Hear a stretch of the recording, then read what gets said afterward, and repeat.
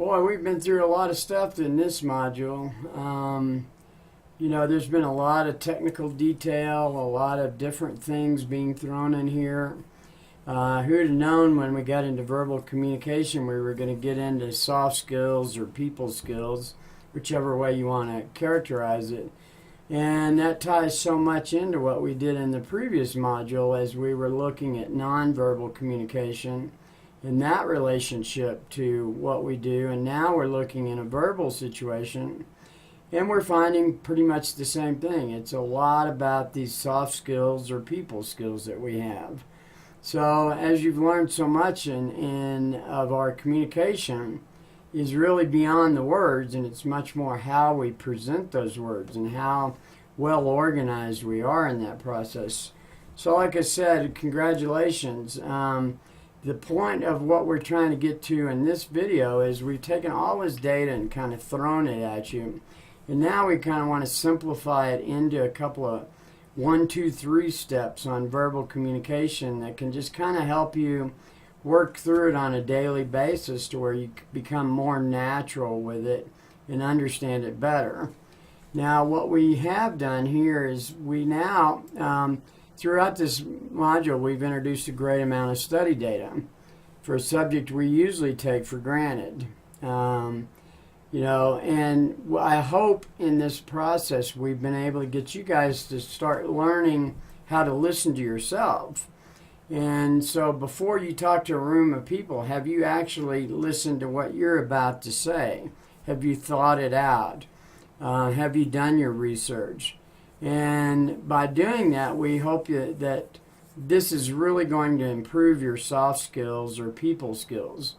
And as we are starting to see, and we're going to see it even further as we move into the next couple of levels, we're going to actually start seeing that these soft skills are really what employers and companies want. They want that professionalism that only you can do through your actions and how you present yourself and your own viewpoint on the subjects that you're dealing with. So we're going to move down into we're going to try and simplify this and make it a much easier way for you to go. So we're going to move on into communication, and that's our next slide here. Okay, and in the definition of communication, we find that communication in the construction management field is paramount to the success and reputation of any construction firm. And it's also really related to your success. If you're able to do your communication in a way that it breeds trust, loyalty, honesty, and those type of things, you're going to be much more successful than the other guy that's walking in there that nobody believes a word he's going to say. So it's important that you really kind of focus into those kind of things, and we've really kind of driven you pretty hard in that way, and we can just kind of see it here. When we look at soft skills, we see a lot of this is your voice can reveal just as much about yourself as your personal appearance. And you know how we were talking in nonverbal communication, how our body does it? Well, guess what? Our voice does it in the verbal side. And as we know, all of our voices are unique to ourselves. So that is a defining point of who you are as a professional, or are you a professional? And the sound of a voice and the content of the speech can give you some really good insight on the emotional state. I mean, we've all picked up that phone and we've listened to somebody and say, "Hey, how you doing, Joe?" And all of a sudden it's just real soft and there's something wrong. You can just sense it when you talk to people. Or you can sense if he's having a good day, or he's really somewhat busy but he's willing to talk to you. So this is really getting back into that soft skills game that we keep talking about, but it's about words as well and how we speak those words. And so as we move further down into it, and we can just kind of move into that, we can see that a communication is a process in which we as individuals are speaking together regarding anything we want to talk about. While the spoken words by themselves have a lot of meaning, the majority of how that communication is understood is how well we present it. It's based on our nonverbal skills, our ability to speak correctly, and identify ourselves as professionals through that whole process of soft skills. And when you speak, have you thought about the purpose of the discussion? Were you prepared to go into that meeting with all the information you need? The second thing is, what are the different ways in which to communicate, which we're going to get into very shortly in the third and fourth modules. But, does it make better sense to email somebody or just ask him the question the next time you see him? And, thirdly, and we're going to get into this in this one video, have you researched whatever it is you wish to talk to him about? Have you fulfilled your obligation to be intelligent about whatever question or whatever solution needed to be arrived to? Have you done that homework? So as we move in, you're going to start seeing that gets into more of critical thinking.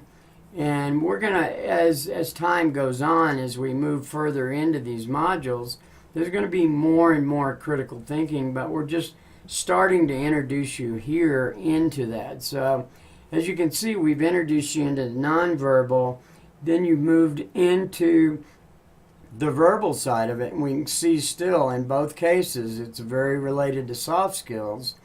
We're going to move into the written side of it, which is also has a large amount of soft skills associated with it.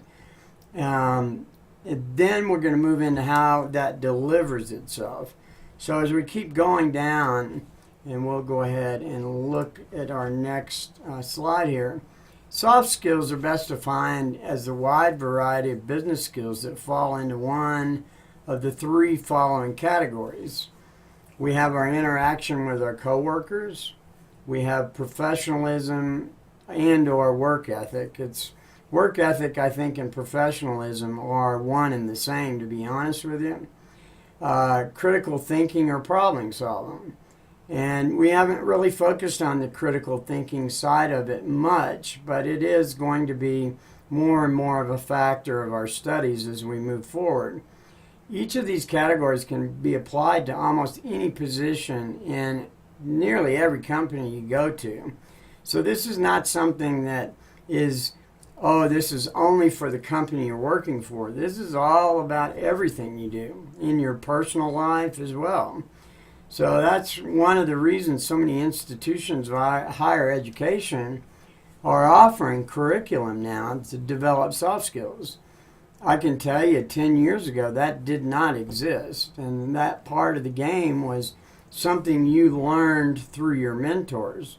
And hopefully in this section you've studied enough data to start realizing that it's all out there. It's just a matter of you digging into it.